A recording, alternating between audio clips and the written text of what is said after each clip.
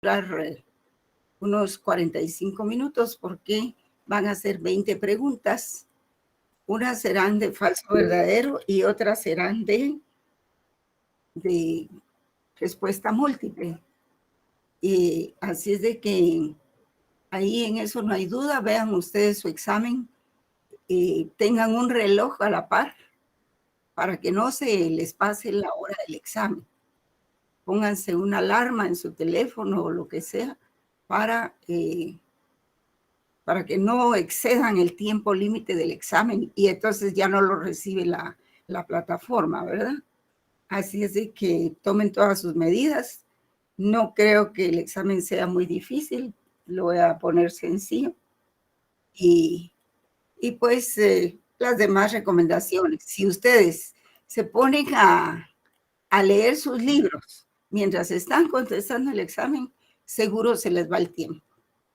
Yo lo que haría sería ver todas las preguntas al principio, pero en un minuto, y luego empezar a contestar sin ver los libros, porque realmente las preguntas son de razonamiento, no son de memoria. No les estoy diciendo, dígame en qué ciudad y en qué año pasó tal cosa, ¿verdad? O cuál es el nombre del autor de esto y esto. Probablemente les ponga algún nombre por ahí de alguien que sea muy conocido, ¿verdad? Como Thomas Hobbes, como Juan Jacobo Rousseau o como Carlos Marx, que son personajes muy, muy conocidos. Así es de que el examen es a las 20 horas, jóvenes. Y vamos a ver el video, ¿verdad? Que les había prometido. Así es de que... Licenciada, perdone, ¿sí? va a evaluar la unidad 2 y 3, ¿correcto? La unidad 2, pero no en su totalidad. Solo lo que no evalué en el primer examen. Y serán poquitas las preguntas, más que todo la unidad 3, sí, ¿verdad? 3. Porque realmente vimos muy poco para este examen. Para hacer un examen de 20 preguntas, lo que vimos en clase fue muy poco, pero bueno, hay que trabajar con eso, ¿verdad? Gracias, licenciada. Sí, no hay problema. Licenciada, buenas noches. ¿Cuánto tiempo va a dar para el examen? Yo digo que 45 minutos. Ah, ok. 45, son A las 8, 20 ¿verdad? preguntas. A las 8 en punto. Por favor, Okay. estén antes de las 8 en su plataforma, ¿verdad? Siempre por Classroom, ¿verdad? ¿Cómo? Por Por Classroom. Classroom, sí, qué Okay. remedio. Si nos Gracias. quitaron Moodle para ayudar al estudiante, Sí. pues. Entonces, ahorita Lástima. está. El examen es regalado, pues prácticamente. Y es algo que yo tengo que Ha venido decir. complicadito, Lick. Moodle era más para exámenes. Así es de que Classroom no. Otra cosa, por favor, jóvenes, vean el material de estudio que les envié. Ahí hay mucho para poder estudiar, ¿verdad? Hay mucho y si pueden tener otro material, pues también, ¿verdad? Pero ese ya lo tendrían ustedes que conseguir por su cuenta. Lo básico yo se los envié. Así es de que, pues, esta sería las instrucciones para el examen, ¿verdad? Y estaré aquí, voy a seguir recibiendo a las personas que ingresen. Vamos a ver.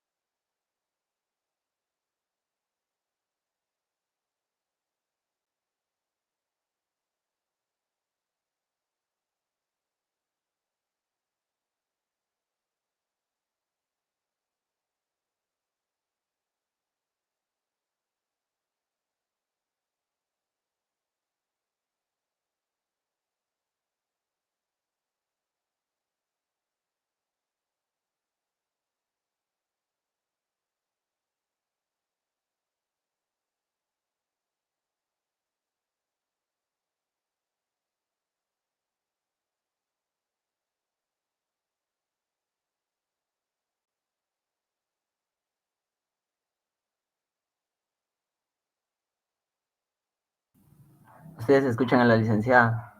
¿O se salió? No, parece que salió de la plataforma. Se fue a la tienda. Fue a comprar un gatito y ya regresa, tranquilos. Disculpen, compañeros, ¿qué dijo sobre el examen?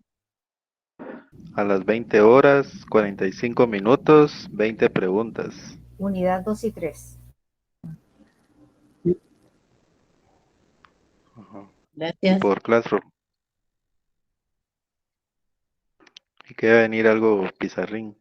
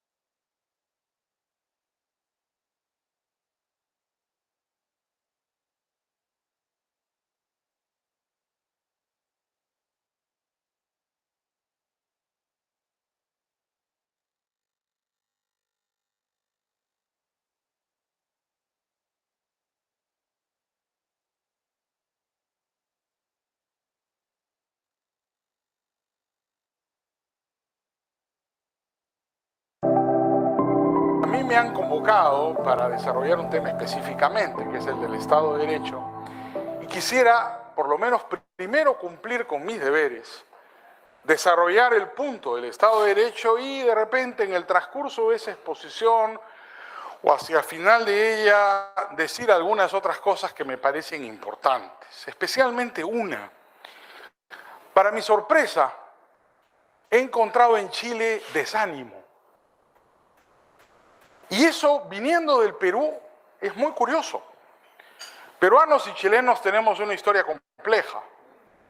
El mercado nos une, los gobiernos nos separan. Esa es la verdad. Los peruanos hemos tenido una rivalidad, pero también una admiración, sobre todo por las experiencias recientes del pueblo chileno. Mi vista mejoró después de usar las semillas mexicanas. Y aquí el porqué.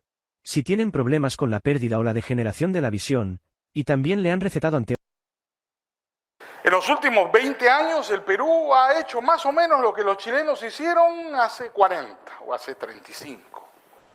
Por eso llegar a Chile, para un peruano como yo, que ha estado metido en política, que fue elegido diputado a los 27 años de edad, que andaba con 6 guardaespaldas en la campaña de Vargas Llosa el año 90, ¿no es cierto? Cuando tenía 26 o 27 años de edad, porque Sendero Luminoso tenía una guerra civil en el Perú, llegar a un Chile desanimado es una curiosidad y también una preocupación. Porque los peruanos hemos tomado de ejemplo, aunque no lo confesemos, a los chilenos. Hemos copiado muchas cosas buenas que hicieron. Me temo que también algunas malas. Pero eso suele pasar. Voy a referirme a eso hacia el final de mi exposición. Pero no quiero decirlo, no quiero dejar de decirlo desde un primer momento. Porque mi primera sensación en las 48 horas que llevo en Chile, he venido mucho en el pasado, tengo muchos amigos chilenos, 48 horas no son para juzgar a nadie, ni me atrevería a hacerlo, menos siendo un extranjero. Pero sí me ha llamado enormemente y me ha inquietado aún más el hecho de encontrar a los chilenos desanimados, no solamente los viejos como yo, sino los jóvenes como ustedes. De manera que no me eximiré de pronunciarme respecto hacia el final de esta exposición. La bondad de Axel Kaiser y sus colaboradores ha hecho que me inviten para hablar de algo de lo que no sé si tengo competencia, que es acerca del Estado de Derecho. Voy a tratar de corresponder a esa amabilidad y a las expectativas que tienen ustedes, desarrollando algunas tesis que espero les sean útiles. He visto de las breves biografías incluidas de los distintos estudiantes que están aquí presentes, que buena parte de ustedes son abogados o están estudiando Derecho. Bueno, no sé si decir que me alegro, porque yo también soy abogado y soy profesor de Derecho desde hace 30 años, pero me temo que los abogados somos también parte del problema en América Latina, así que espero que por lo menos esta discusión sea especialmente útil para todos nosotros. El concepto de Estado de Derecho es un concepto sumamente importante en el mundo político y en el mundo jurídico. Pero como todos los conceptos, es un concepto complejo, con diferentes acepciones, muchos sentidos y difícil de entender. Si lo colocamos en la perspectiva histórica, aún más complicado. En el mundo del derecho, en el mundo de la política, del desarrollo del constitucionalismo, hay muchos términos que se usan como sinónimos.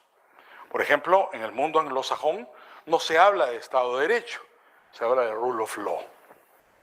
En el mundo que pertenece a una tradición jurídica europeo, continental, como la latinoamericana, como la nuestra, el mundo romano-germánico, se habla de Estado de Derecho. ¿Significan lo mismo? ¿Son lo mismo? ¿Estamos hablando del mismo problema? El término Estado de Derecho se populariza en el mundo romano-germánico, en el derecho europeo, a partir del último tercio del siglo XIX, cuando Robert von Moll lo inventa. Él es el que por primera vez, von Moll, habla del Estado de Derecho. Antes de él, nadie habló jamás de Estado de Derecho. En la política alemana de von Moll, él habla del Rechtsstaat. Introduce por primera vez el término en el derecho constitucional moderno.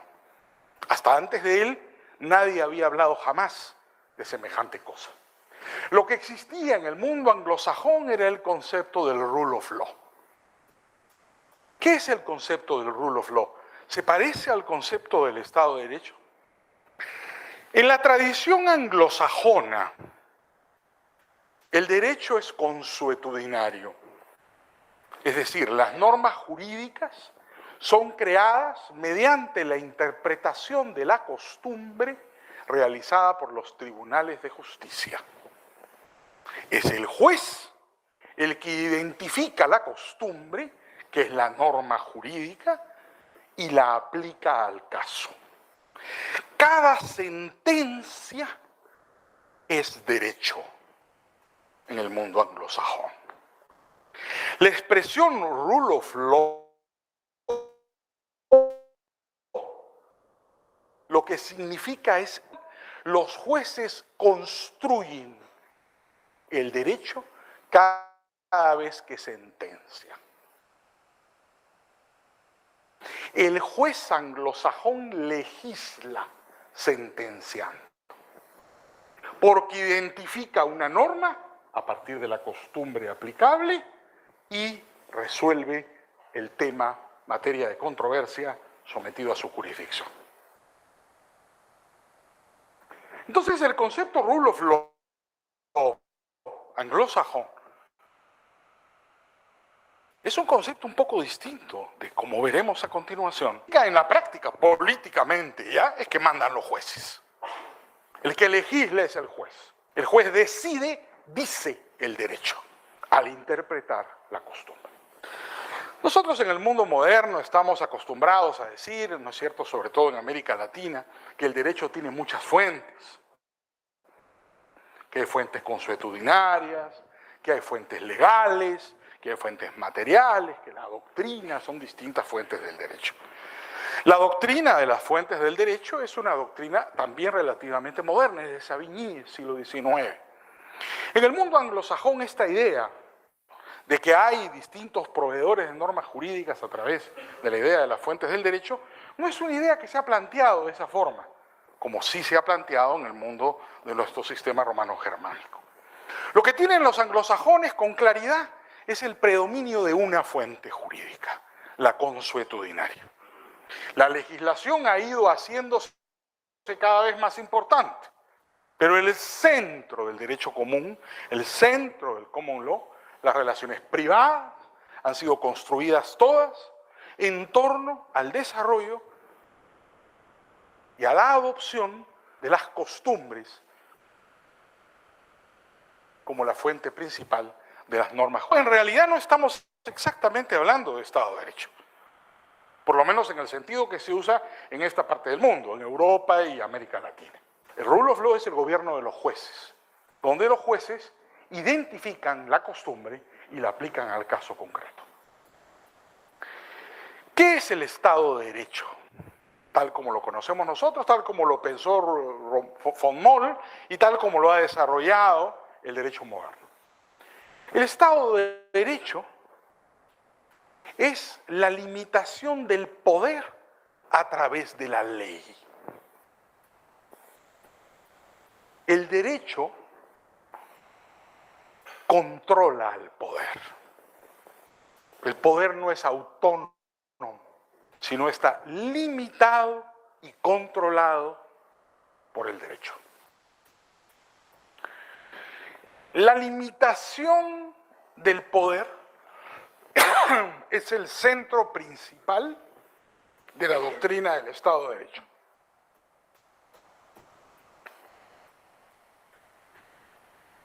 Una forma de limitar el poder es a través de la Constitución.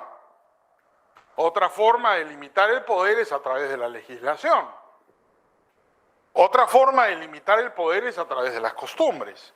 Para nosotros, en nuestra tradición jurídica, donde el derecho tiene muchas fuentes, hay distintas maneras de limitar al poder. Pero todas ellas, todas las normas jurídicas que son las que componen el derecho, de las que está estructurado el derecho, tienen por función limitar al poder. De tal manera que quien te gobierna es una norma abstracta, el derecho. Y el gobernante no tiene más remedio que seguir las reglas así establecidas por las normas abstractas. El ejercicio del poder es entonces, en un Estado de Derecho, limitado. No hay un ejercicio ilimitado. La limitación está determinada por las normas jurídicas. Entonces, la primera conclusión que tenemos que hacer, una segunda en realidad, porque una primera es distinguir al derecho, digamos, al Estado de Derecho del rule of law de los anglosajones, es que el concepto Estado de Derecho es en realidad una forma de ejercicio del poder en una sociedad. Las sociedades pueden ejercer el poder de muchas formas. Esta mañana Martín y ayer nos recordaron algunos de los grandes teóricos del autoritarismo, ¿no? Martín puso la foto, bueno, no había foto en esa época, el retrato de Thomas Hobbes. Hobbes fue el gran teórico del absolutismo, ¿no? Hobbes es absolutamente fantástico. Por ejemplo, Michel Villey, el gran historiador del derecho, dice que Hobbes es el primer positivista, ¿no? Hobbes es digno de ser estudiado a profundidad. A los abogados, habría que leerlo, porque Hobbes es fascinante, ¿no? ¿Qué dice Hobbes? Hobbes, como señalaba Martín en la mañana, describe la situación original de los seres humanos, que él llama el estado de naturaleza. Y dice, el estado de naturaleza hobbesiano, como veremos, muy diferente del estado de naturaleza rusoniano. Dice Hobbes que el estado de naturaleza se caracteriza por la violencia y por la muerte, que él sintetiza en una muy famosa frase latina, homo homini lupus. Pero ¿cuál es la explicación que da Hobbes? Eso es lo fascinante. Para que el estado de naturaleza sea una situación de violencia y de muerte. Hobbes dice que es el iura inomia. ¿Qué dice Hobbes? Que en el estado de naturaleza, la situación legal de los seres humanos es de igualdad absoluta. Él llama iura inomia. Todos tienen derecho a todo. Iura inomia. ¿Qué sucede cuando hay una igualdad absoluta donde todos tienen derecho a todo? Yo soy dueño de lo tuyo, tú eres dueño de lo mío, yo soy dueño de tu mujer, tú eres dueña de la mía, yo soy dueño de tus hijos, tú eres dueño de los míos, yo soy dueño de tus animales, tú eres dueño de los míos, yo soy dueño de tu cosecha, tú eres dueño de la mía. ¿Qué ocurre? Se matan. Cuando no hay propiedad, la consecuencia es la violencia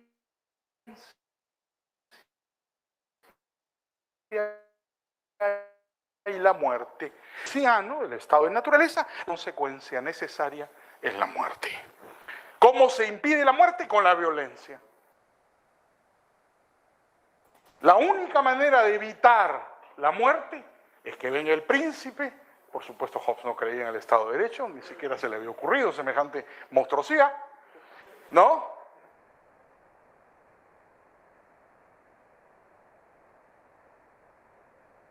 Cuanto más que solo la monarquía absoluta podía, no debía nada a nadie y no era igual a nadie, imponer la paz. El gran teórico del absolutismo, Hobbes, entonces, postula el absolutismo como solución a un problema de tragedia comunes. La situación de iurenomia.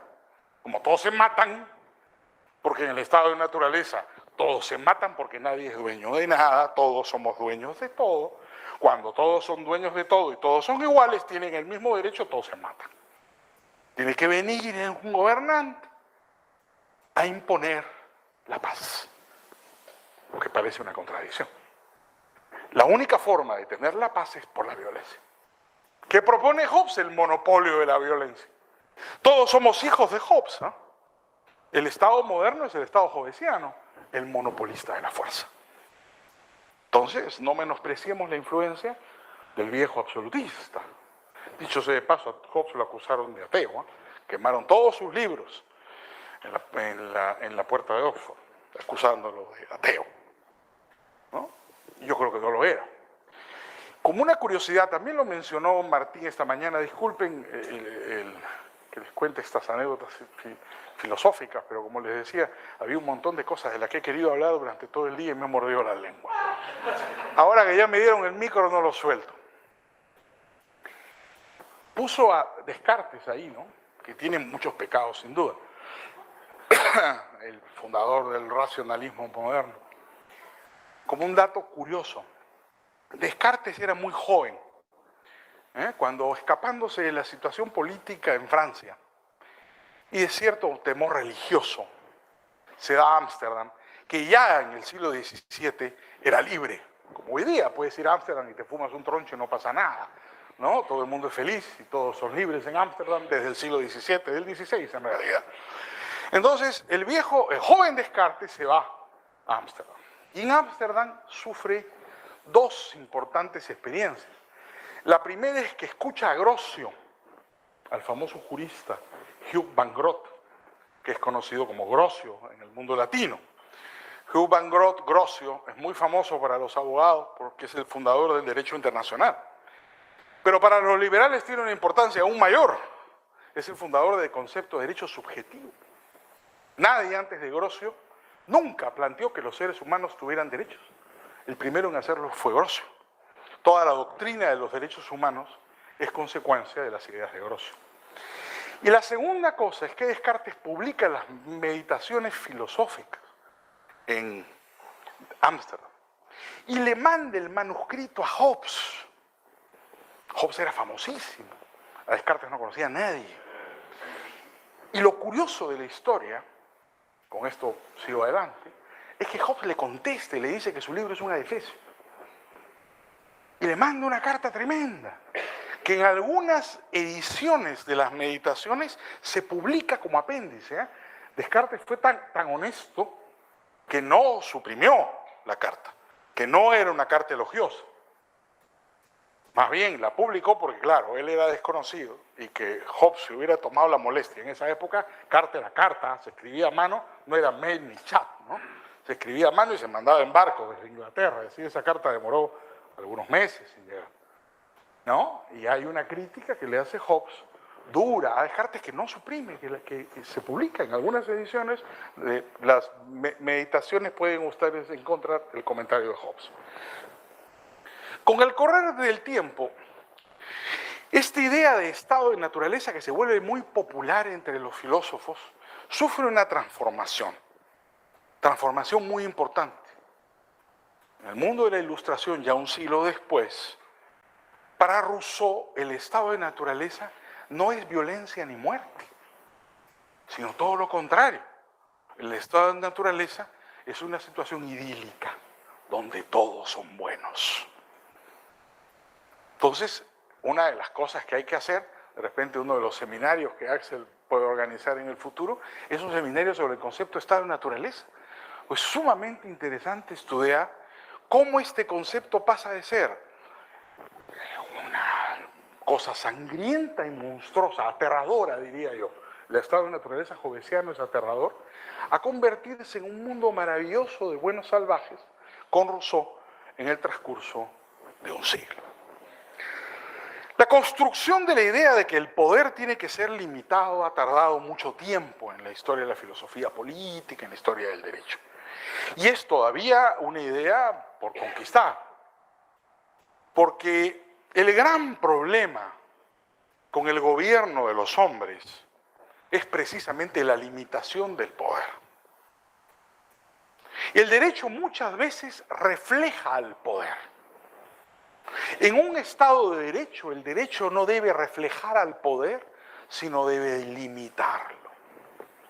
Cuando el derecho refleja al poder, tenemos el ejercicio de un poder ilimitado. Cuando el derecho limita al poder, tenemos el ejercicio de un poder de acuerdo con las normas previamente establecidas en los sistemas que corresponden. Esa es un poco la tragedia del mundo moderno. Yo no puedo hablar por Chile, que tengo admiración por muchas cosas que se han hecho en este país, pero puedo hablar un poco por el Perú. Y la pregunta que siempre nos hacemos en clase cuando discutimos de estos temas políticos abstractos, como los conceptos, como por ejemplo Estado de Derecho, es, oiga usted, doctor, pero ¿no hay Estado de Derecho en el Perú? ¿Usted cree que no hay Estado de Derecho en el Perú? Bueno, yo lo he dicho además con mucha sinceridad, de manera que no miento ni exagero cuando digo que no. Que una cosa es tener un estado de legalidad, donde hay leyes nominalmente vigentes, como pasa por ejemplo en mi país. Sospecho que en otros muchos de América Latina y del mundo. Y otra cosa es tener un Estado de Derecho. Si las leyes reflejan al poder, en lugar de limitarlo, no es un Estado de Derecho. Es un Estado de legalidad, sin duda. Hay leyes, hay una legislación que puede ser de lo más compleja, pero si esa legislación concentra el poder arbitrario y no le da ninguna limitación al gobernante, en realidad no tenemos un Estado de Derecho. Porque la clave es la limitación del poder, la forma de ejercicio de la autoridad en el Estado. Es un poco lo que sucede en el Perú, no sé cómo sea la estructura legal chilena o la estructura legal argentina, es más compleja porque creo que tiene un Estado federal, los chilenos y los peruanos tenemos un Estado unitario, bolivianos hay por ahí varios, también son un Estado unitario, sé que hay un par de venezolanos por ahí que son amigos de un amigo mío, no los he visto, si levantan la mano, ¿dónde están? Ahí está, Pablo Sánchez les manda saludos, no me quiero quedar sin dárselos. Bueno, en Venezuela, ahora es una tragedia, pero Venezuela tenía o tiene nominalmente una estructura federativa, ¿no es cierto? Las cosas no son iguales, también en Brasil. Pero en fin, en general, más allá de lo nominal, si vamos a lo material, la pregunta que nos tenemos que hacer es si la legislación realmente está limitando el ejercicio del poder. En el caso peruano, yo les puedo decir con sinceridad que no. Claro, hemos tenido suerte en los últimos años. No sé si suerte, los peruanos nos hemos vuelto sabios, pero hemos elegido gobiernos que no han estado tan mal, digamos. Desde la caída del fujimorismo, ahí vamos eligiendo 4 o 5 gobiernos que han mantenido una misma política económica, ¿no? Que son unos demócratas. La última elección, Pedro Pablo Kuczynski ha ganado por un pelo, mejor dicho, por medio pelo, ¿no? Bueno, ahí está. Pero ¿tenemos un Estado de Derecho en el Perú? Yo no dudo que Kuczynski es un demócrata, ni dudo que el doctor Toledo es un demócrata. De Alan García sí tengo mis dudas. del presidente Humala hizo esfuerzos, ¿no? No, nada le salió bien, pero hizo esfuerzos, hay que reconocerlo. Pudo ser peor, dicen algunos, también es verdad, ¿no? Pero un presidente en el Perú, si quiere, te liquida. ¿No le gusta tu cara? ¿Quiere tu negocio? ¿Le gustó tu casa? ¿Se quiere quedar con tu perro? Hace lo que le da la gana. Absolutamente ninguna limitación. Están en las leyes ahí que dicen que tiene que preguntar, en la práctica nada. Según el sistema legal peruano, por ejemplo, ¿no? Tenemos 3 poderes, creo que igual es en Chile, ¿no? El poder ejecutivo, el legislativo y el judicial, separados y equilibrados, con un ministerio público independiente. Igualito creo que es aquí, ¿no? En Perú nada más tenemos un poder legislativo unicameral. Suprimieron el Senado, ¿ya? Entonces solo hay una Cámara. Bueno, si ustedes hacen un cálculo de la legislación que se aprueba cada año, y aquí uso el término genérico, no solo las leyes, sino las leyes, los decretos y las resoluciones que se publican en el diario oficial, van a ver que el 98% de las normas que se producen en el Perú las hace el presidente, no el Congreso. ¿De qué estamos hablando? ¿Qué Estado de Derecho hay? ¿Qué limitación al poder? De nada. El que ejerce es el presidente. Porque todo sale por decreto presidencial o por resolución suprema. Inclusive, el Perú tiene una legislación medio extraña, no sé si es así en Chile, me corregirán los que estudian Derecho acá, que son varios. En Perú, por ejemplo, una ley necesita un reglamento, ¿no? No para entrar en vigencia, supuestamente entra en vigencia por el solo hecho de su publicación. Pero el presidente tiene el derecho constitucional de reglamentar las leyes. Es igualito, mira, lo malo se copia. En Bolivia también. Ah, bueno, en Chile no sé si es así en Chile. No es un veto, también tiene derecho de veto en Perú. Es decir, el presidente puede reglamentar la ley. Es decir, en la práctica, el Congreso aprueba la ley que quiere y el presidente la cambia. Claro, no dice que la cambia, porque en América Latina las cosas guardan ciertas formas, pero con el reglamento la cambia. ¿No? Dice, hay un caso clásico, ¿no? El Congreso, un caso de ahorita, el presidente Humala, el Congreso sacó una ley donde flexibilizó muchísimo el tema de las licencias de armas, por asuntos prácticos. Como había una ola de criminalidad, en el tiempo de Sendero Luminoso en el Perú hubo una legislación muy favorable, todo el mundo estaba armado por razones de Sendero Luminoso, después se redujo esa posibilidad, salieron leyes muy restrictivas y ahora salió una ley donde se permitió a la gente armarse nuevamente, con facilidad, legalmente. Bueno, Humala, que era militar, no le gustó la ley. ¿Qué hizo? Sacó un reglamento que decía todo lo contrario. En la práctica, el Congreso te reconocía el derecho de comprar un arma legalmente, con tu licencia. En la práctica, el presidente te eliminó el derecho. Bueno, esto es así a favor o en contra. Cuando el presidente quiere una cosa y el Congreso no se la da, la aprueba por reglamento. La pregunta es, ¿eso es un Estado de Derecho? Bueno, no es pues un Estado de Derecho, ¿no? Porque el ejercicio del poder presidencial es enorme. También puede pasar lo contrario. En el parlamentarismo, hacemos las preguntas al final, si te parece. En el parlamentarismo, por ejemplo, el parlamentarismo de tipo italiano, un fantástico y elegantísimo caos, ¿no? No hay nada más elegante que un parlamentario italiano o una parlamentaria italiana, ¿no? Pero perfectamente inútiles, ¿no? Es decir, Italia es el caos más absoluto. Ahí la tiranía es la tiranía del Congreso. Es un desastre. No se puede gobernar, no funciona nada. Miren el impasse español, ¿no? El impasse español, vamos ya para la tercera elección, según parece, ¿no? Y los belgas no tuvieron un gobierno por 500 días, ¿no? Un amigo mío, Chicago Boy belga, me decía que Bélgica nunca había crecido más en la historia que cuando no tuvo gobierno. Lo que es una ratificación del laissez-faire, laissez-passer. Quizás lo mejor para los españoles sea no tener gobierno. Pero en fin, digamos, son las distorsiones que causa un sistema electoral. El gran tema es el de la limitación del poder. Los americanos lograron, al utilizar o al ser heredero, mejor dicho, de la tradición anglosajona lograron que los jueces sean finalmente los árbitros de las disputas del poder. En América Latina, lamentablemente, la función judicial siempre ha estado doblegada. Con mayor o menor independencia, los jueces de América Latina tienen mucho menos poder que, por ejemplo, los jueces del mundo anglosajón o del mundo europeo. De manera que inclusive los jueces, que en la tradición anglosajona son los que hacen el derecho. Una sentencia es una ley, por eso es rule of law. Una sentencia es una ley. En América Latina la tradición jurisprudencial es débil, contradictoria. ¿No? Hay pocas sentencias importantes. Y si son importantes son sobre alguna discusión metafísica, ¿no? Sobre las características del negocio jurídico, algo que busquen los magistrados, tener la menor cantidad de problemas políticos como consecuencia de firmar una sentencia de ese tipo. Entonces, el hecho central en el concepto de Estado de Derecho es la limitación del poder. ¿Cómo se limita el poder? Yo quiero compartir con ustedes una primera tesis. Podemos no estar de acuerdo, pero es una tesis que pongo en la mesa o pongo a debate precisamente para eso.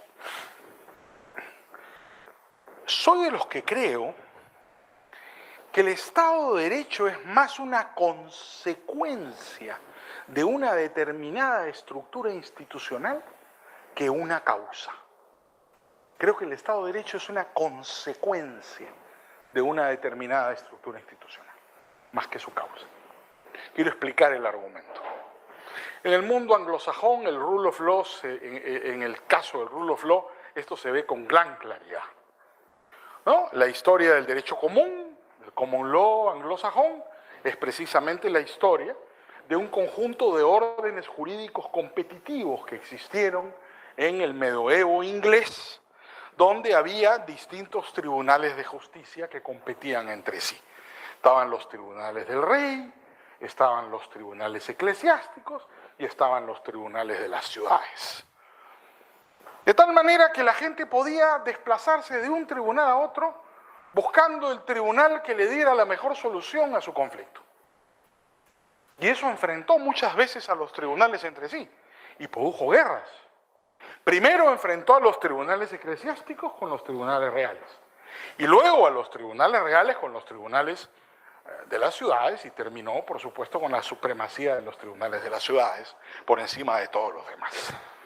Pero, por ejemplo, el enfrentamiento entre los tribunales reales y los tribunales eclesiásticos fue fascinante. No sé si ustedes han oído hablar de la historia del arzobispo de Canterbury, Thomas Becket. Becket fue asesinado dando misa en la catedral de Canterbury por el rey de Inglaterra, que lo mandó matar. Enrique II, el papá de Ricardo Corazón de León y de Juan Sin Tierra, que era un francés que había heredado la corona de su tío, Stefan, ¿no? Y que, claro, no le gustó esta cosa de la independencia inglesa, ni siquiera hablaba inglés el tipo, era un francés, normando, ¿no? Y claro, se encontró con un señor que era el arzobispo de Canterbury, que era demasiado independiente para su gusto, y lo mandó matar. ¿Cuál fue la razón de semejante crimen? Thomas Becket fue canonizado, San Thomas Becket, y hasta hoy es venerado como santo. Ustedes van a Canterbury, en Inglaterra, y hay largas colas de ingleses, no solo católicos, ¿no? Él fue un santo católico, porque fue antes de la división de Inglaterra. Es venerado por los anglosajones, por los anglicanos, perdón, hasta hoy. Es el gran santo de las causas perdidas en Inglaterra, con gran veneración. ¿Cuál fue la razón por la que lo mataron? Una disputa constitucional muy curiosa. Se llamó el problema de las constituciones de Clarendon, así se le conoce en la historia del derecho constitucional, la disputa entre Thomas Becket y Enrique II. ¿En qué consistió esta disputa? La pregunta era, ¿quién tenía la supremacía? ¿El tribunal del rey o el tribunal del obispo? En caso de contradicción, ¿quién mandaba, quién predominaba? ¿El tribunal real o el tribunal eclesiástico? Obviamente el rey decía que el suyo. Obviamente el arzobispo de Canterbury, que era el primado, es el primado de Gran Bretaña, decía que el suyo. Y esa disputa los enfrentó amargamente luego de haber sido aliados. Becker fue canciller de Enrique II, eran amigos de la juventud.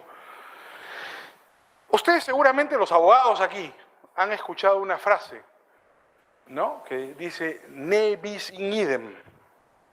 ¿Saben el origen de esa frase, ne bis in idem, los abogados? Que significa en castellano, digamos, no dos veces sobre lo mismo, ¿no? Que un juez no fallará dos veces sobre un mismo tema. En latín se dice ne bis in idem. Bueno, es la frase final de un sermón de Thomas Becket. Ne bis in idem. Citando a Nahum 1:9, un profeta menor, sosteniendo la superioridad de los tribunales eclesiásticos sobre los tribunales reales. Y ha pasado a la historia como una institución jurídica. Claro, a Enrique II la historia no le gustó y el tipo era el papá de Ricardo Corazón de León, así que más o menos tenía su carácter, y Juan sin tierra, entonces lo mandó a matar, ya está, listo. Despachó al arzobispo de Canterbury y los tribunales reales tuvieron supremacía. Claro, después le pasó a otro rey de Inglaterra, al pobre Carlos I, que Cromwell le cortó la cabeza y acabó con la discusión, digamos, pero se mataron entre ellos, ¿no? Claro, con algunos siglos de diferencia. El rule of law inglés es consecuencia de ese proceso histórico evolutivo. Es la consecuencia de un proceso de evolución institucional. Recuerden que en Inglaterra no hay constitución escrita, la constitución es consuetudinaria, que es tributaria de todas estas experiencias históricas. Y termina siendo la consecuencia de un proceso de desarrollo de instituciones políticas e instituciones jurídicas, que producen la regla suprema del sistema anglosajón, que es que mandan los jueces. Y es así en el mundo anglosajón. El Estado de Derecho, un concepto más moderno, más contemporáneo, alemán, yo creo que inspirado de alguna manera en la idea del rule of law, ¿no? Esta aspiración de buscar limitar el poder a través del derecho. Creo que tiene la misma característica. Si ustedes quieren como un problema, yo lo plantearía más como un problema de public choice que como un problema de teoría jurídica. Luego, el Estado de Derecho, ahí donde existe, es consecuencia de una estructura institucional políticamente competitiva. Ahí donde hay una democracia competitiva, liberal y competitiva, es esperable que aparezca un Estado de Derecho. El Estado de Derecho no produce la democracia produce el Estado de Derecho. Finalmente, el ejercicio competitivo del poder a través de un sistema descentralizado de elección de mandatarios, de representantes, de presidentes, de gobernadores, lo que crea en un país es un Estado de Derecho. Como todos tienen que compartir un pedazo de poder, terminan finalmente sobreentendiendo que hay una limitación para el ejercicio del mismo. De manera que yo me temo, y en esto sí soy hayekiano, se habló de Hayek en la mañana y se dijo que Hayek era evolucionista, es verdad, comparto esa idea. Yo no creo que uno pueda construir un Estado de Derecho en laboratorio. Es decir, no me puedo sentar y escribir, ¿no es cierto?, un Estado de Derecho, con una constitución y con unas leyes que van a limitar el poder. Eso probablemente no va a funcionar. Lo que va a funcionar es más bien que como consecuencia de un proceso político, democrático, competitivo, el resultado sea la aparición de un Estado de Derecho, de una estructura institucional que tienda a la limitación del poder. Claro, eso no va a ocurrir de un día a otro, porque es un proceso evolutivo. Eso va a ocurrir como consecuencia del desarrollo de fenómenos complejos y el desarrollo de la sociedad. Las sociedades cambian y se transforman. ¿Quién de ustedes no ha estado buscando Pokémones en el parque antes de venir para acá? ¿No? Es una especie de... Hay dos, ya levantaron la mano, por lo menos dos dijeron que sí. ¿No? Hice esta pregunta el sábado pasado en Lima y todos levantaron la mano. El otro día uno de mis hijos a las 2 de la mañana me dice, me voy al parque. ¿Qué vas a hacer en el parque? A buscar Pokémones. Claro, el tipo tiene como 30 años. No, tienes 15, viejo. ¿Qué haces buscando Pokémon? Ah, Pokémones. Bueno, las sociedades cambian y se transforman, pues. ¿No? A Sartori no le gusta mucho este asunto del desarrollo de la sociedad digital, ¿ah? El viejo Sartori, que ya criticó a la televisión en Homo Videns, el gran sociólogo liberal italiano, ha publicado un librito a los 95 años de edad muy crítico, donde toca temas muy polémicos, y uno de ellos es que renueva la crítica al Homo Videns, ¿no? Y dice que los seres humanos aprendieron a conocer mediante conceptos, mediante abstracciones, y que de esa forma evolucionó el ser humano de la caverna y se convirtió en un ser superior. Que ahora, por el desarrollo de la tecnología, la preocupación que él tiene, es el Homo Videns, el hombre que aprende viendo, es que ya no se aprende por abstracciones ni por conceptos, se aprende por imágenes, y que eso es regresar al mundo de los animales. Los animales aprenden por imágenes, no aprenden por abstracciones. Un animal no le puedes explicar cuál es el concepto de libertad, ¿no? Aprende mirándote, aprende viendo qué haces. Entonces, la preocupación de Sartori es que, por ejemplo, el desarrollo del mundo digital, lo que está haciendo es que el hombre renuncie a las abstracciones, y que eso es sumamente peligroso. La evolución es finalmente random y no tiene contenido moral. No se evoluciona necesariamente a mejor, puede evolucionarse a peor. Piensen en Alemania, era el país más culto sobre la Tierra y más educado sobre la Tierra, con la mayor cantidad de premios Nobel sobre la Tierra, y en el siglo XX produjo 2 genocidios monstruosos en 2 guerras mundiales. Es decir, también el mejor país del mundo puede producir lo peor. No necesariamente se evoluciona mejor, no necesariamente el progreso significa que estamos mejor. Había esa idea equivocada de que siempre se iba hacia mejor, puede irse hacia peor. Pero el hecho es que la evolución cultural e institucional existe, las sociedades se transforman, los sistemas políticos tienen consecuencias. Yo no creo que se pueda, y sostengo, esto es una tesis que comparto con ustedes, no para que estén de acuerdo conmigo, sino probablemente para todo lo contrario, produzcamos un poco de debate en torno a ella. Yo no creo que se pueda crear el Estado de Derecho en laboratorio. Yo no creo que ni con la mejor de las buenas fes, las fundaciones liberales del mundo reunidas y financiadas para el efecto, con la concurrencia de sus mentes más brillantes como ustedes, podamos en un fin de semana, o en un mes, o en un año, construir el Estado de Derecho perfecto. No lo vamos a poder hacer. Esa es una perversión llamada constructivismo. Uno no puede crear deliberadamente la realidad. La realidad está compuesta por un conjunto de fenómenos complejos que no dependen solamente de nuestra voluntad, que en realidad no dependen de la voluntad de nadie, sino de la voluntad de todos, y ni siquiera de la voluntad. Dependen de las preferencias, de los caprichos, de los gustos, de los disgustos y de las pasiones que no son voluntarias. De manera que pongo este primer punto en discusión. Tengo 10 minutos. ¿Es posible crear deliberadamente un Estado de Derecho? ¿Es posible obligar a los hombres a ser libres? La Revolución Francesa creía que sí, ¿eh? Los girondinos mandaron ejércitos por Europa a obligar a la gente a ser libres. Semejante monstruosidad. Claro, muy rusoniana, te voy a obligar a ser libre. Bueno, pues es una contradicción absoluta. Oye, déjame tranquilo, no me pegues. No, tienes que ser libre obligatoriamente. ¿Saben quién se opuso en la Asamblea Nacional? Esto lo cuenta Luciano Canfora en un ensayo estupendo sobre, se llama Exportar la libertad. Un ensayo bellísimo del clasicista italiano Luciano Canfora. Robespierre.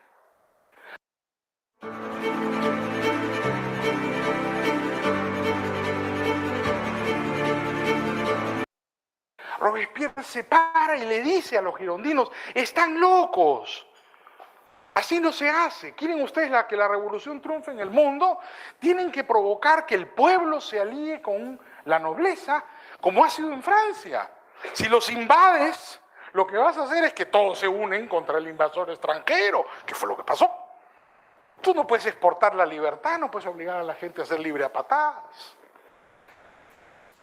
Igual, puedes construir, obligando a la gente, un Estado de Derecho, deliberadamente. Yo me temo que no, sería muy fácil y muy linda la respuesta si fuera que sí. Pero siendo la ley un proceso, digamos, siendo que el derecho se desarrolla evolutivamente, no creo que sea posible construir un Estado de Derecho de manera deliberada. Les cuento la experiencia peruana. Respecto a las constituciones, nomás para aprovechar los 10 minutos, porque algo les quiero decir de lo que ofrecí decir al principio. Las constituciones del siglo XX nomás, no me voy a ir más atrás, que fueron un montón. Además, en el Perú les encanta cambiar las leyes como de calzoncillos. Ustedes tienen un solo código civil, ¿no? El Perú tenía 4. Eso no les digo todo, ¿no?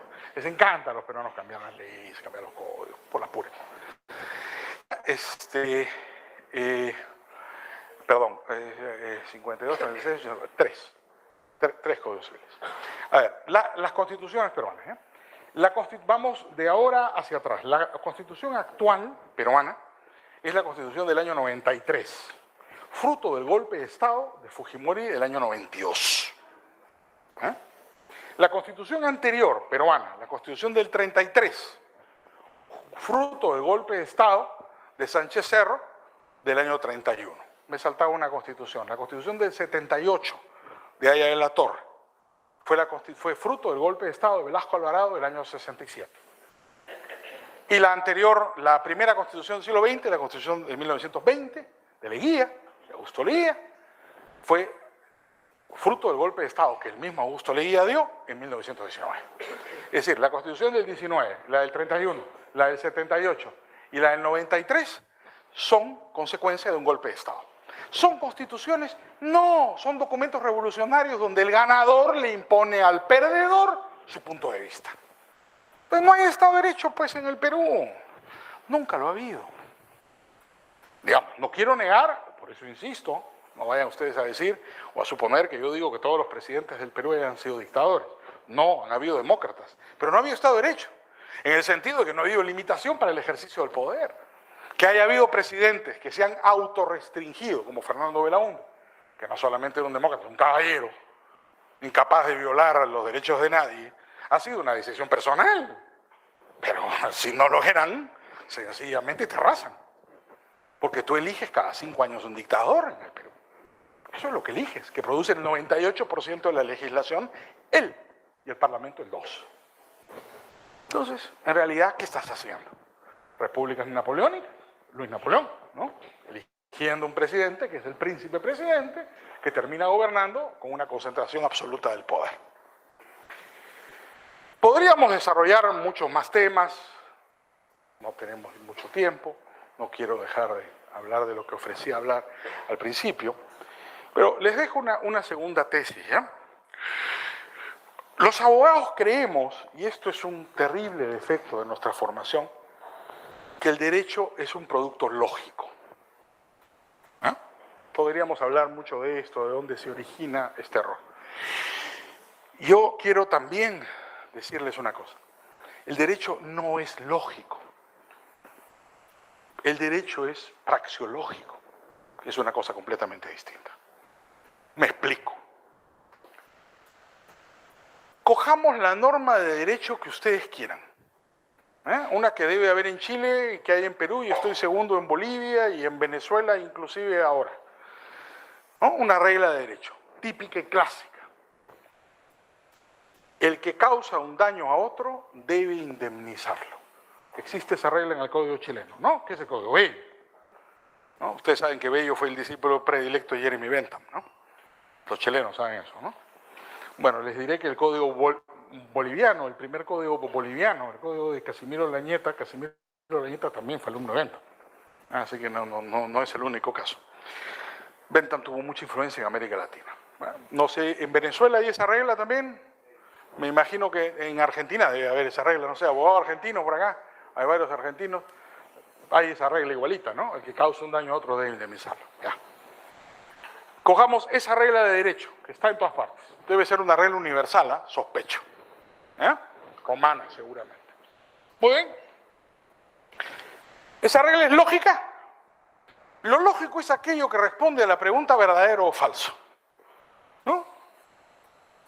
¿Es verdadera? ¿Es falsa? No es ni verdadera ni falsa.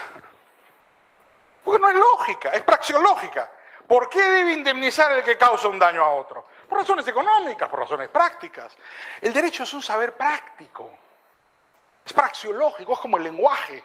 El derecho se crea con una estructura competitiva. El derecho es consecuencia de distintos órdenes competitivos en la sociedad, donde compiten las costumbres, con las leyes, con las decisiones judiciales, con los contratos que la gente hace y van creando instituciones jurídicas.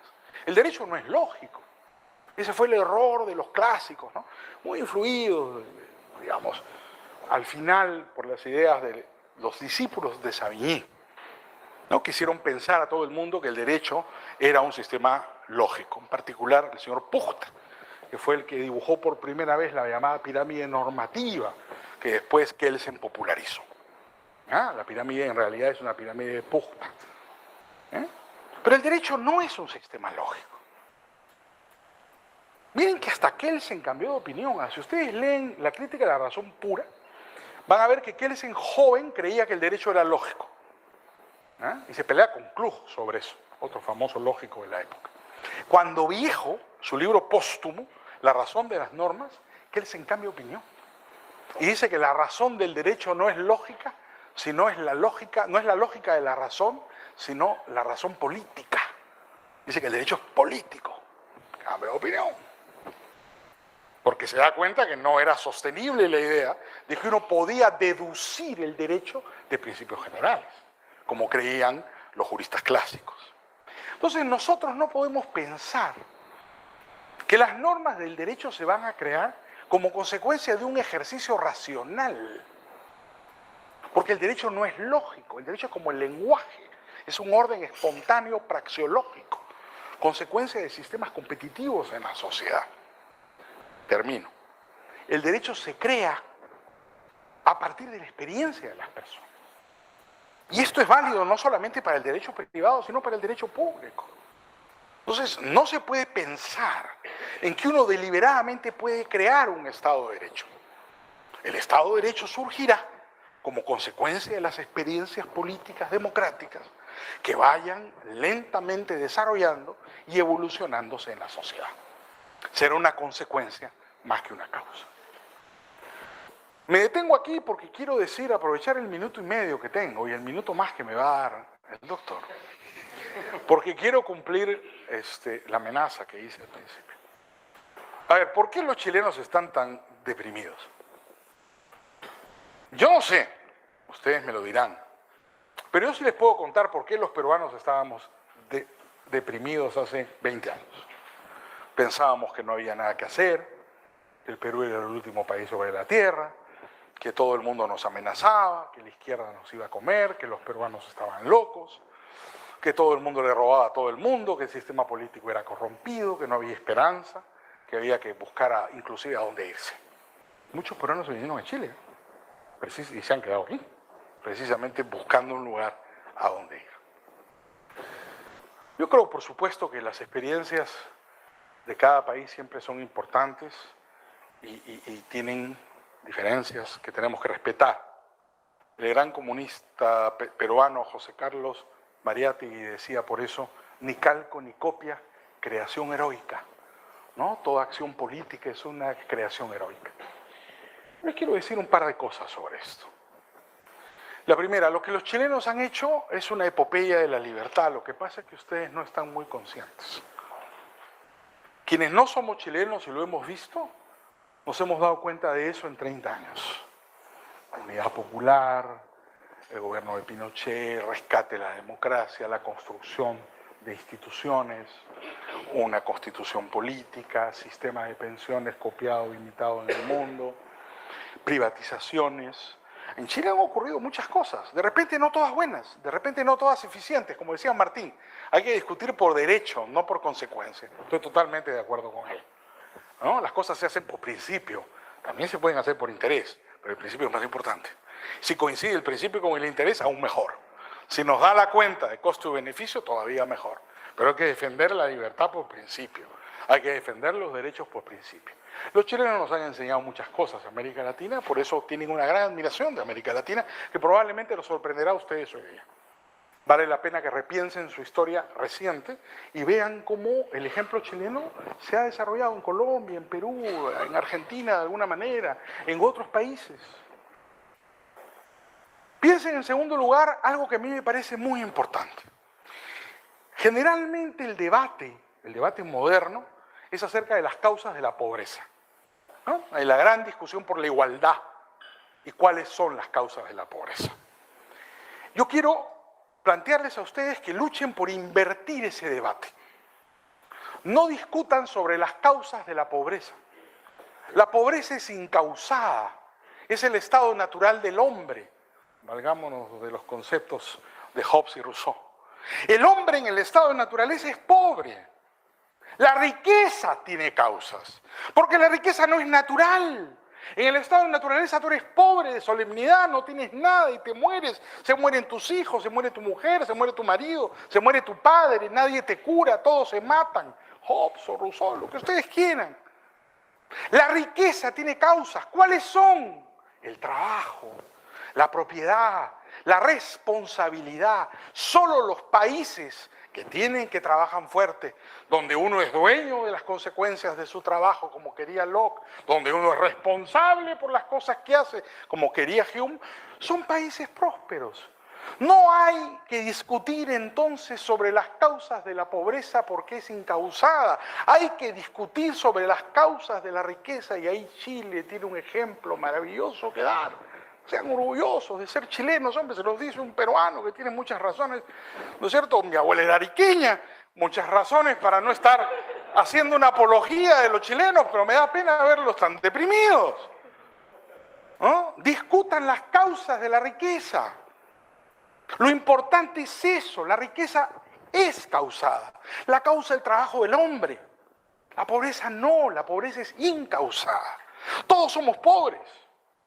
La excepción es la riqueza. En Chile todo el mundo cree que la riqueza de unos proviene de la pobreza de los demás, ¿no? Este argumento, que también me lo dicen en el Perú a cada rato, lo he escuchado en los últimos 3 días varias veces por el tema de las AFPs. Yo sé que ya me pasé, pero me vas a dar 2 minutos. Te dije que no te iba a hacer caso. A ver, en el Perú me dicen a cada rato, y en Chile me lo han dicho 3 veces en 2 días. No, es que aquí son ricos porque se roban la plata de los otros. Los empresarios son ricos porque se roban la plata de los demás. Bueno, yo les quiero en primer lugar quitar la culpa. Ese argumento es bien viejo, ¿eh? Ese es un argumento que produjo un filósofo muy famoso llamado Michel de Montaigne. Michel de Montaigne, en el ensayo 22, que se titula literalmente así, La riqueza de unos es la pobreza de los demás, introduce por primera vez en la historia, en esa época la filosofía, hoy día la economía, digamos, un precursor de la economía, la idea de que la economía es un juego de suma cero. Es decir, nadie gana. Si yo gano es porque te robo. No, él no lo planteó en esos términos, lo planteó en términos filosóficos muy bellos además, porque Michel de Montaigne escribía lindo, ¿no? Von Mises llama a esto el dogma Montaigne y dice que es uno de los errores, se lo llama dogma, falacia tal vez, más perniciosos y perdurables de la historia económica mundial. Todo el mundo cree que la riqueza proviene del robo. Si tú eres rico es porque me robaste. Y no es así. La riqueza no proviene del robo. ¿De qué proviene la riqueza? Del trabajo y del libre contrato. ¿Por qué intercambian 2 personas? Porque ambas ganan, ¿no? Los que creen que la economía es un juego de suma cero, ¿no es cierto?, piensan que el valor es objetivo y por consiguiente, si el valor es objetivo, solo uno puede ganar a costa del otro. Pero nosotros sabemos que el valor es subjetivo. Entonces, si yo voy a intercambiar un gato por un perro, ¿es porque el gato y el perro son iguales? ¿O es porque el gato vale más para ti y el perro vale más para mí? Entonces tú te quedas con mi gato y yo me quedo con tu perro y los dos ganamos. La riqueza no le roba a nadie. La riqueza no es fruto del robo. La riqueza es fruto del intercambio voluntario a valores subjetivos del trabajo de los seres humanos. Y ahí tienen ustedes otro ejemplo fantástico que dar. Pueblo trabajador y el chileno. ¿Por qué están tristes? ¿Por qué están deprimidos? No importa, nosotros hemos tenido Humala y hemos tenido a Alan García. La señora, mira, a ver, la señora Bachelet es Konrad Adenauer. al lado de Alan García, primer gobierno. Dejémonos de tonterías. ¿Ya? No. Evo es un encanto. Evo crece más que el Perú. Perú ha tenido unos resultados económicos. Evo será un tirano y lo que quieras, pero la economía boliviana sigue creciendo. Crece al 6% este año. Más que la peruana. Entonces, Evo es una complicación. El ejemplo con Evo siempre es complicado. Porque te sale recio. Correa es atroz. ¿No? Bueno, yo creo que se ha hecho el trabajo. Se han hecho las cosas y tenemos los principios. Lo que tenemos que hacer es discutir, buscar los argumentos y sobre todo entender una cosa fundamental. Yo viví en el Perú un momento muy dramático, cuando tenía la edad de ustedes. Estuve involucrado muy activamente en una campaña política, la de Vargas Llosa, pero ahora nos hemos tenido una enorme fortuna de tener a Vargas Llosa. Porque me acuerdo mucho de la conferencia gramsciana de ayer, ¿no es cierto?, cuando hablaban de la fuerza del intelectual. Y claro, manda el intelectual predominante, y en el Perú lo que pasa es que el intelectual era de nuestro lado, no era del lado de los rojos. Entonces, claro, ahí tuvimos una pequeña diferencia. Fue una revolución gramsciana lo que nos ocurrió. Si Vargas Llosa hubiera sido de izquierda, que era, en otra época, nos hubiera ido muy mal hasta ahora. Pero tuvimos la suerte de que el intelectual más importante de la historia del Perú haya sido un liberal, y que esté vivo. Entonces, claro, eso marcó una diferencia y nos dio una ventaja. Pero con eso termino. Aún en los momentos más difíciles, cuando uno tiene claros los principios y los valores de la libertad y comparte una mística, ¿no es cierto?, hay una esperanza importante para salir adelante. ¿No? En América Latina se han hecho de alguna u otra manera cosas buenas en las últimas décadas. Chile fue un ejemplo. Después se hicieron en Perú, se han hecho en Colombia. Colombia y Perú son economías interesantes. Los mexicanos han hecho sus cosas, en Centroamérica se han hecho sus cosas. Hay cosas importantes que rescatar de la experiencia latinoamericana. Argentina comienza a recuperarse, ¿no? Todo eso es sumamente importante y yo creo que lanza un mensaje de optimismo al que no tenemos que renunciar. Recuerden siempre una cosa, cuando estén en el momento más difícil, sigan adelante y nunca se rindan, porque nunca es más oscura la noche que cuando va a amanecer. Muchas gracias.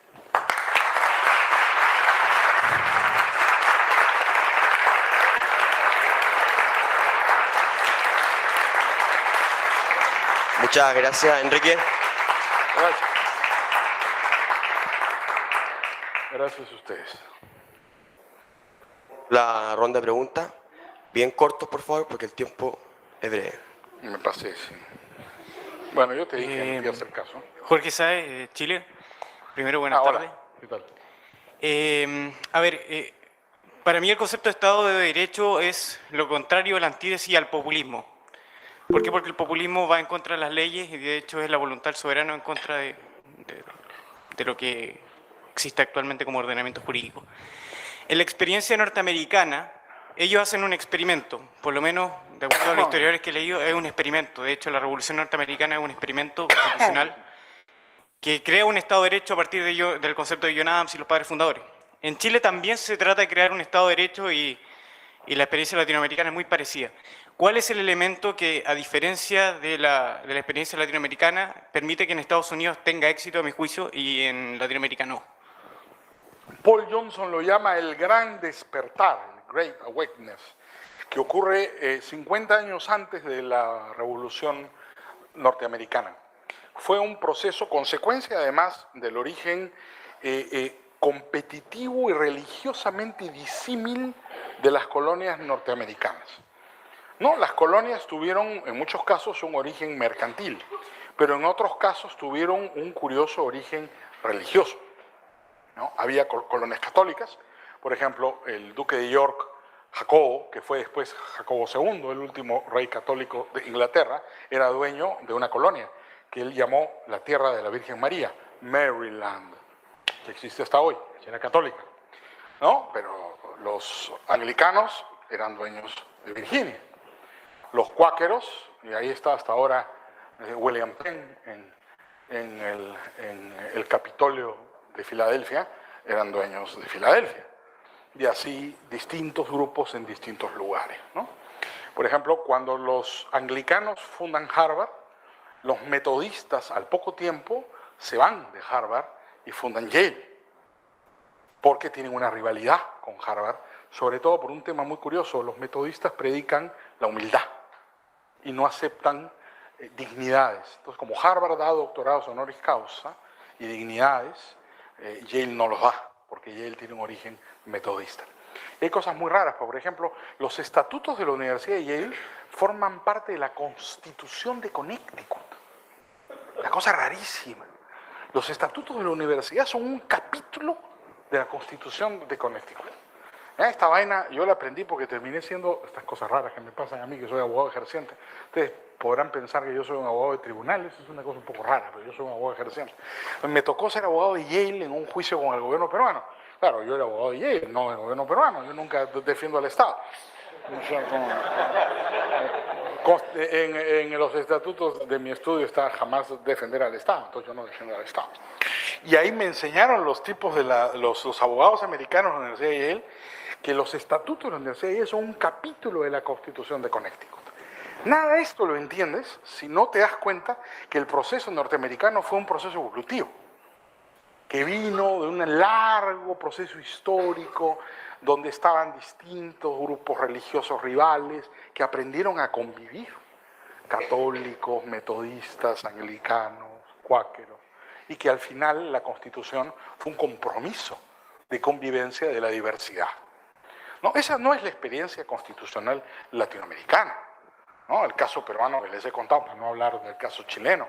En el caso chileno, la Constitución que tienen ustedes es también fruto del gobierno de Pinochet. En el caso peruano, todas las constituciones del siglo XX fueron consecuencia de una dictadura. Todas, sin excepción. ¿No? Entonces, no es homólogo o homogéneamente parecido siquiera a la experiencia norteamericana, que es un proceso histórico que termina en la Constitución como una suerte de compromiso y convivencia de todos. Es un proceso democrático realmente y un proceso evolutivo. Además se tardan mucho los americanos en aprobar su Constitución, más de 10 años. ¿No? Acá en América Latina los revolucionarios lo primero que hacen es aprobar una Constitución, ¿no? Para refundar el mundo. ¿No? Triunfa el caudillo mexicano y aprueba su Constitución. Triunfa el caudillo guatemalteco y aprueba su Constitución. ¿No? Yo me acuerdo de una cosa que me pasó una vez, muy curiosa, no sé si la frase la usen ustedes en Chile, pero les cuento la experiencia porque tiene que ver. Se le atribuye en el Perú a un dictador militar del siglo XX, que fue dueño del país por 50 años, Óscar R. Benavides, Óscar Raimundo Benavides, haber dicho una vez: para mis amigos todo, para mis enemigos la ley. Entonces, yo una vez, ingenuamente, en estas cosas que lo invitan a uno a hablar de la Constitución y la democracia, en otro país, cité esa frase. En Venezuela, los amigos de Venezuela. Y estaba ahí nuestro amigo Ricardo Zuluaga, ya fallecido, ilustre, liberal y gran empresario, muy mayor, en esa época tenía más de 90 años. ¿No? Y Ricardo me dice: no, gordo, te has equivocado. Esa no es de Benavides. Esa frase es de Gómez. Y además añadió con autoridad: yo estaba ahí en el Palacio de Miraflores cuando Gómez lo dijo. Me quedé callado.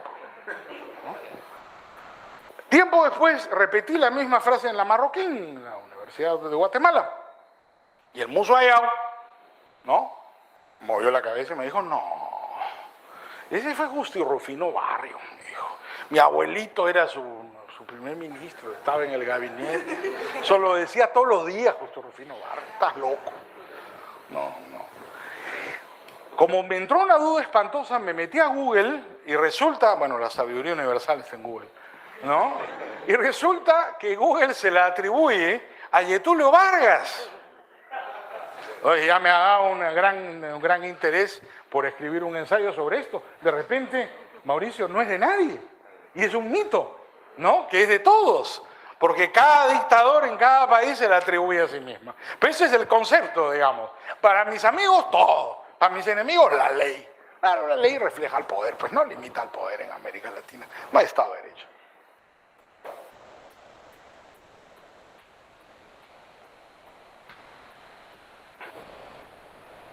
Hola, buenas, Samuel Rubio. Quería, porque, a ver, si el poder debe ser de forma limitada, obviamente, que como está usted planteándolo. Pero el poder es nominado a personas. Y las personas son emocionales. ¿Cómo estas personas pueden controlar de alguna forma o tender a controlar la frustración que causa el poder? Porque eso causa colapso. Es fundamental tu pregunta y la respuesta es: el poder no debe depender de las personas.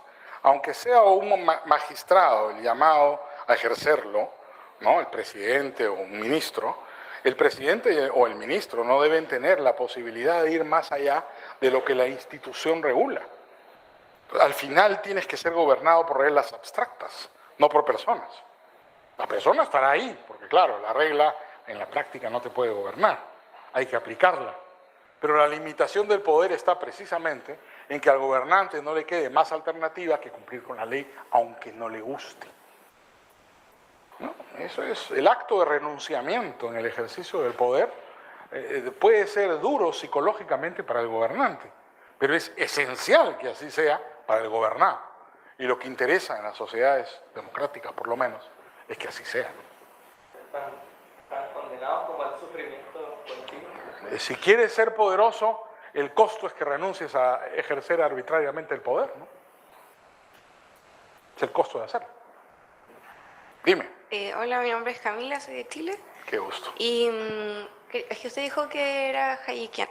Entonces, Bueno, según Hayek, el Estado de Derecho es la existencia de las normas que no están dirigidas a una persona en específico, sino que crean un margen donde cada uno puede actuar y estar consciente de las consecuencias.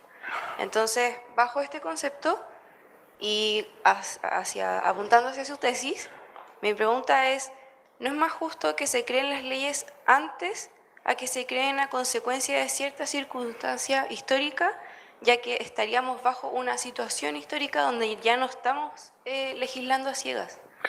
Bueno, a ver, tu pregunta va al meollo de la discusión. Primero, no creo que sea un problema de justicia, ¿no? Porque en realidad no es justo o injusto el proceso mediante el cual se limita el poder. Justas o injustas son las acciones de las personas, ¿no? Y solo de personas libres, como bien dijo Martín.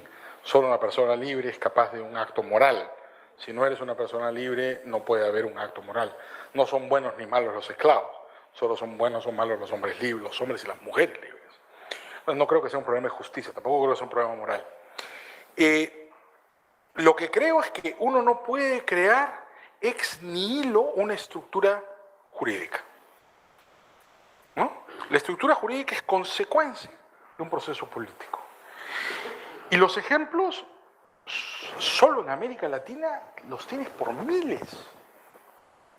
Toda América Latina, desde América me refiero, desde que se independiza de los españoles, es un ejemplo de cómo uno trata de construir deliberadamente un orden político constitucional y fracasa. Toda la experiencia de América Latina. Lo tienes en cada caso. Hablamos de Chile, Andrés Bello, ¿no? Andrés Bello había estudiado con Bentham. Y Andrés Bello tenía una idea positivista del derecho, porque Bentham fue un positivista. Muchos creen que fue uno de los grandes positivistas de todos los tiempos, ¿no?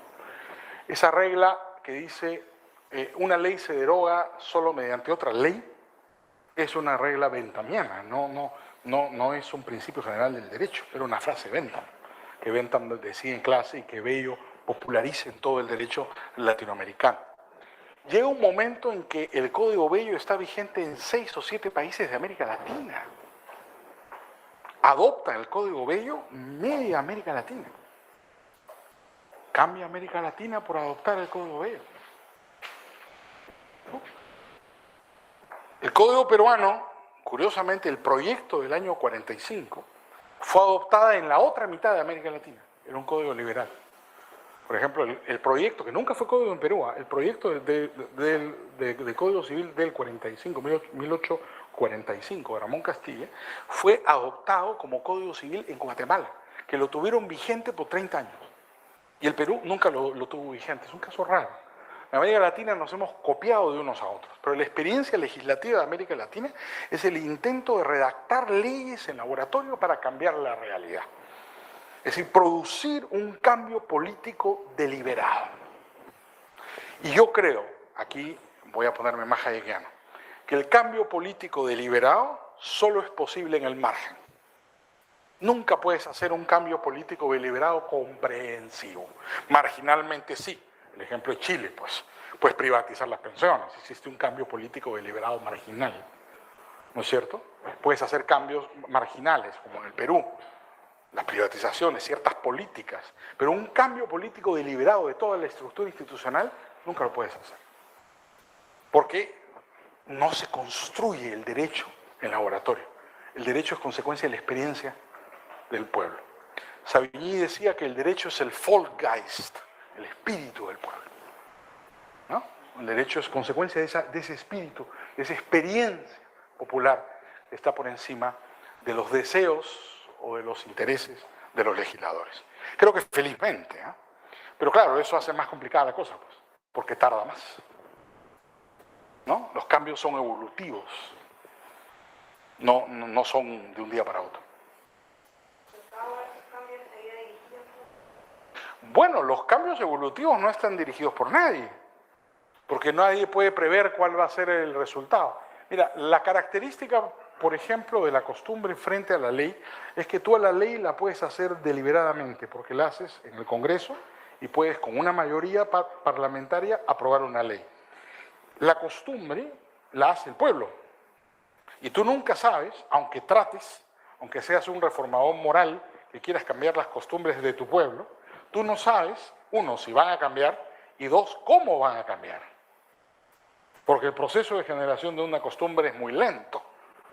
Los latinos decían que requería dos cosas, opinio necessitatis, ¿no es cierto?, e inveterada consuetudo, para que se produjera, para que pasara de ser un uso a una costumbre. Eso no pasa de un día para otro. Entonces, en realidad el proceso es no deliberado. La ley tiene un proceso deliberado.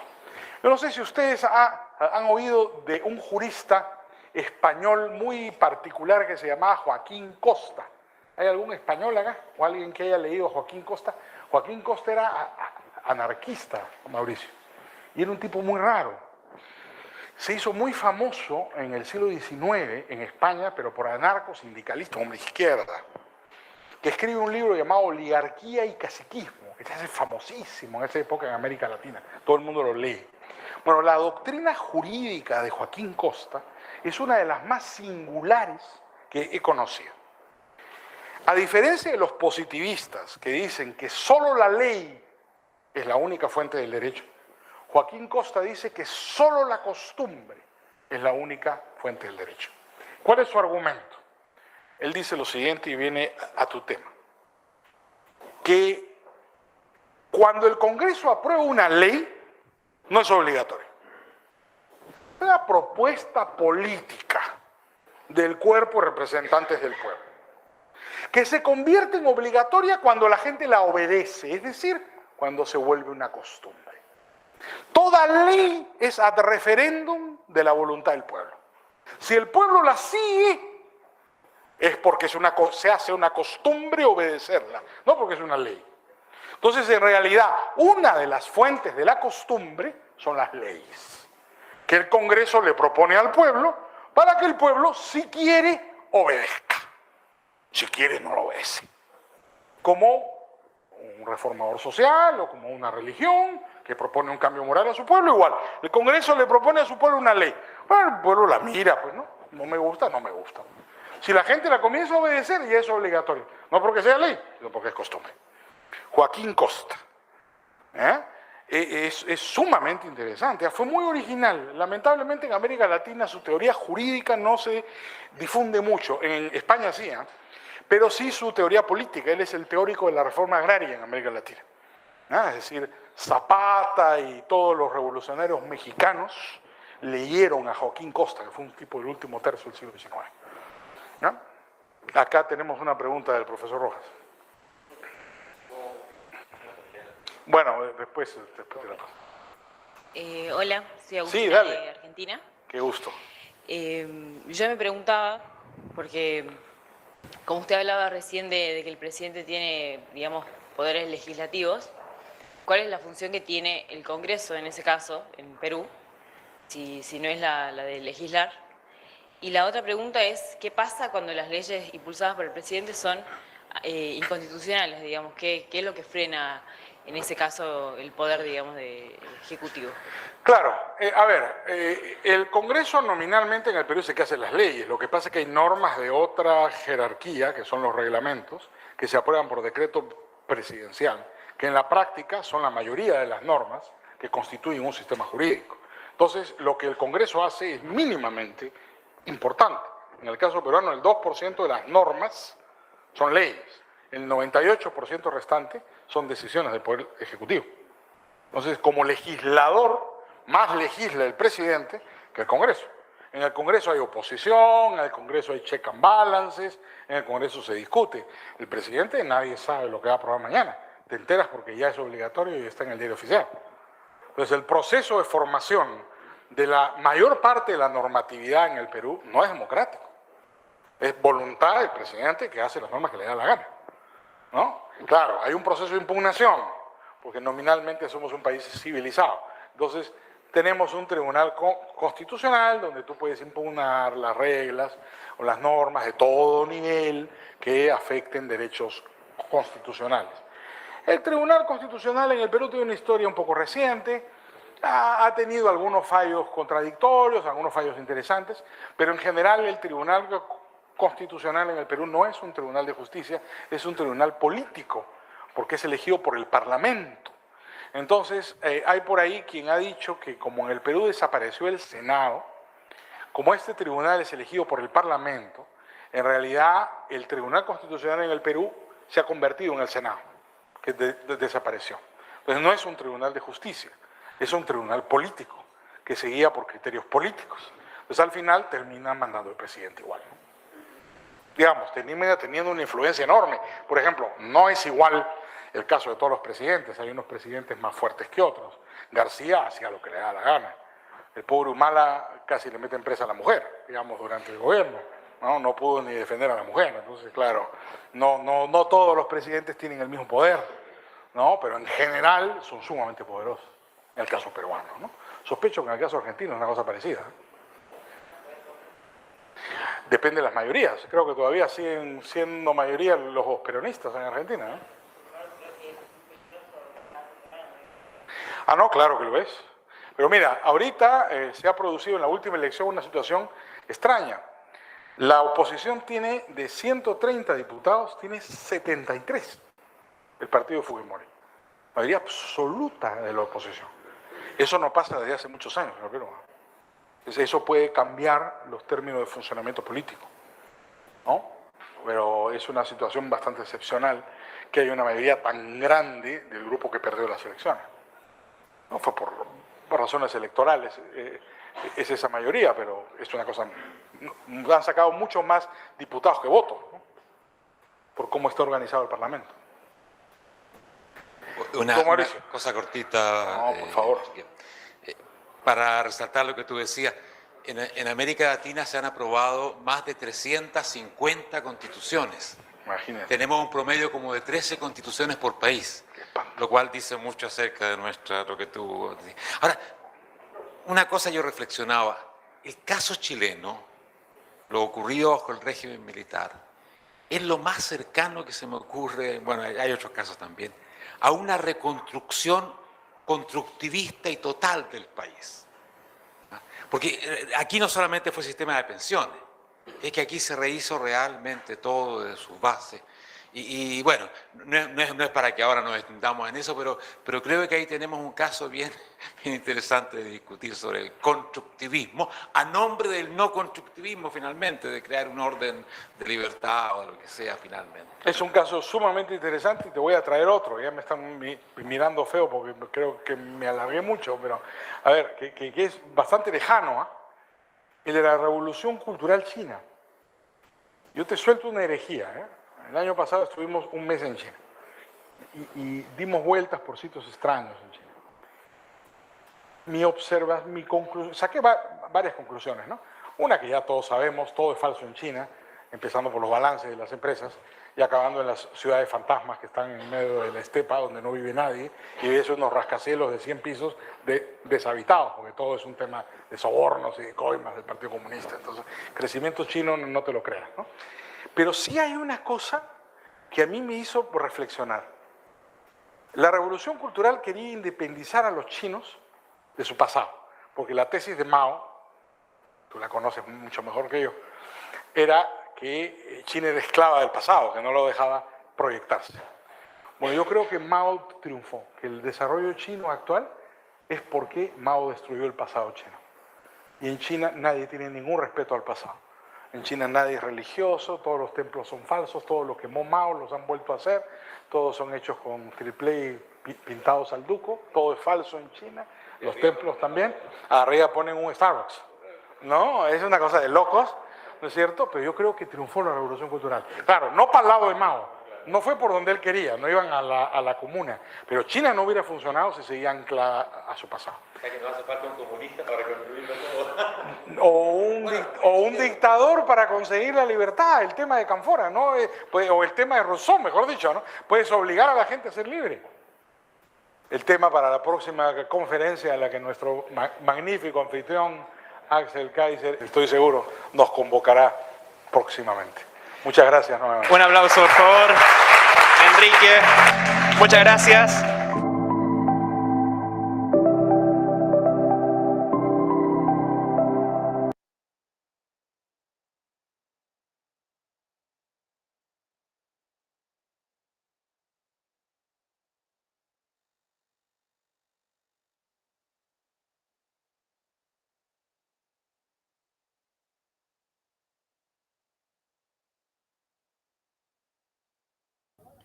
Licenciada. O ya no está. Ya se fue.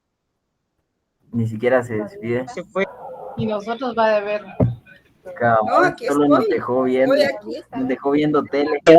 Estoy aquí, jóvenes. ¿Quién creen que quitó el video? Usted. A ver, está bien, licenciada. No, yo estoy aquí. Me encanta esa conferencia. Sí, muy ¿Cuáles buena. son sus comentarios? ¿Les gustó? ¿Creen que...? Muchísimo. Muy ilustrativa de toda la historia de Latinoamérica, ¿verdad? Eso de las 800, ¿cuántas? 350 constituciones. 750, 13 por país. 13 por país, sí. Es un dato interesante, ¿verdad? Que uno no lo conoce. Y la otra cosa es, bueno, aunque digamos no en todo se puede estar de acuerdo con el conferencista, lo valioso es que estamos viendo pues otros criterios, otros puntos de vista, ¿verdad? También muy curiosa que contaba de cuando estuvo aquí en la Marroquín, sí, que todos atribuyen la frase a cada país, ¿verdad?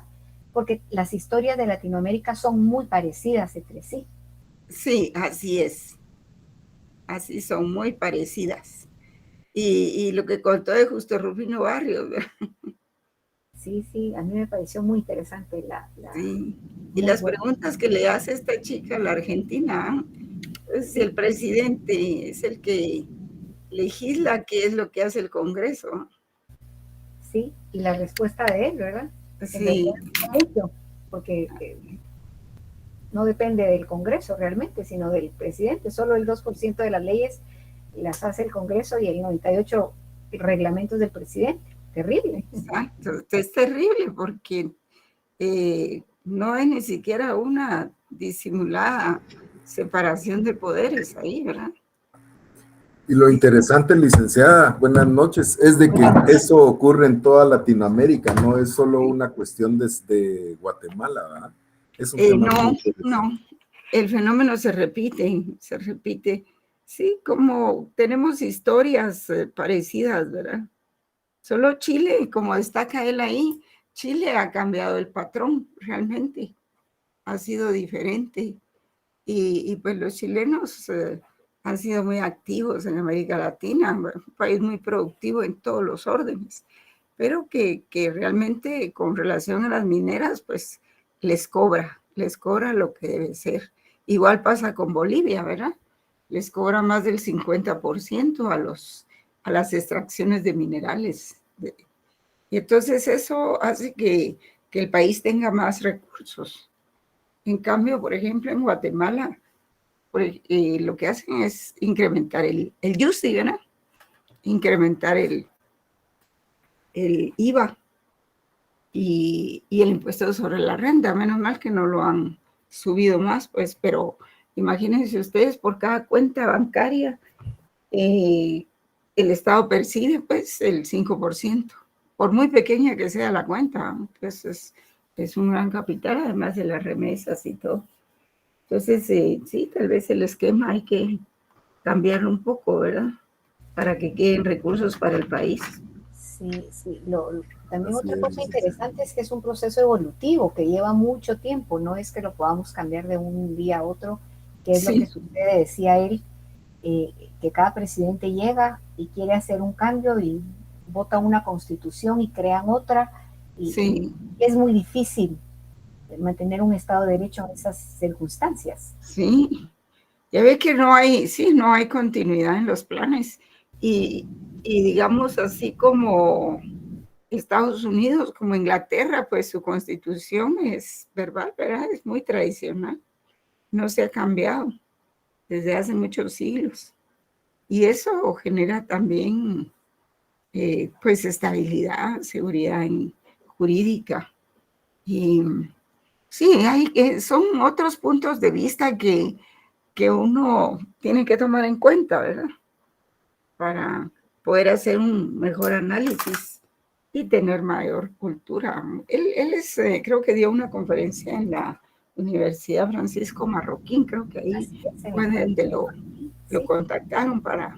Sí, lo trajo.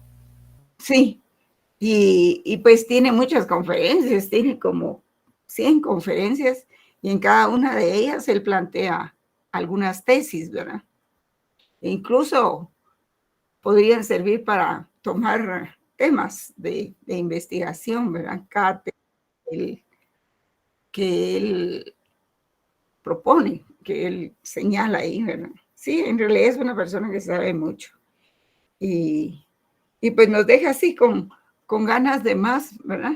De escuchar más, pero bueno, los horarios son los horarios, pero me alegra que pues, algunos de ustedes sepan apreciar este tipo de actividades de la cátedra, ¿verdad? Porque desde lo que se trata es de formarles criterio, ¿verdad? No de atiborrarlos de cosas, sino, aunque no se vea tanto, pero formarles criterio para que ustedes en el futuro, pues, sepan de qué hablar y tengan fundamento, ¿verdad? No solo se hable por hablar, sino que tienen referencias concretas de los puntos que estén discutiendo. Y quien quita más adelante pueden ser algunos catedráticos, ¿verdad? Pero, como dicen los griegos, cada quien debe buscar su arete, y el arete no es ni más ni menos que aquello para lo que uno es bueno, para lo que sabe hacer mejor, ¿verdad? Claro que los abogados tenemos algunos privilegios porque pues, podemos ejercer la carrera, podemos ser asesores, consultores, dar clases, en fin. Pero también, como dice él, hemos sido parte del problema, porque no todos interpretan de la mejor manera el servicio que puede dar el abogado hacia la comunidad. Y entonces el abogado se vuelve el peor enemigo del pueblo, ¿verdad? Así es de que, bueno, les deseo un buen fin de semana y preparados para el examen. Tomen todas sus precauciones. Como les decía, prepárense unos 15 minutos antes del examen, estén pendientes y de preferencia háganlo en una computadora. Si no pueden, pues ni modo, desde el teléfono. Pero háganlo, hagan su examen, jóvenes. Hagan su examen. No dejen de hacerlo. El examen solo dura 45 minutos, que se pueden convertir en 20 o 25 minutos si ustedes responden rápido, ¿verdad? no es necesario que se tarden los 45 minutos. Para alguien que puede responder más rápido, pues mejor, ¿verdad? Se impone ese término porque es el que se considera en el cual pueden contestar. Son realmente 40 minutos de respuesta, 2 minutos por pregunta y pues 15 minutos en lo que escriben su nombre, en lo que escriben su carnet e ingresan a la página. Yo les sugiero que enciendan su computadora unos 15 o 20 minutos antes, porque a veces yo misma he tenido que esperar una media hora antes de que se conecte mi computadora al sistema, ¿verdad? Bueno, jóvenes, que descansen y nos vemos el 18, ¿verdad? Buenas noches. Gracias, licenciada. Feliz noche. Gracias igualmente, Sergio.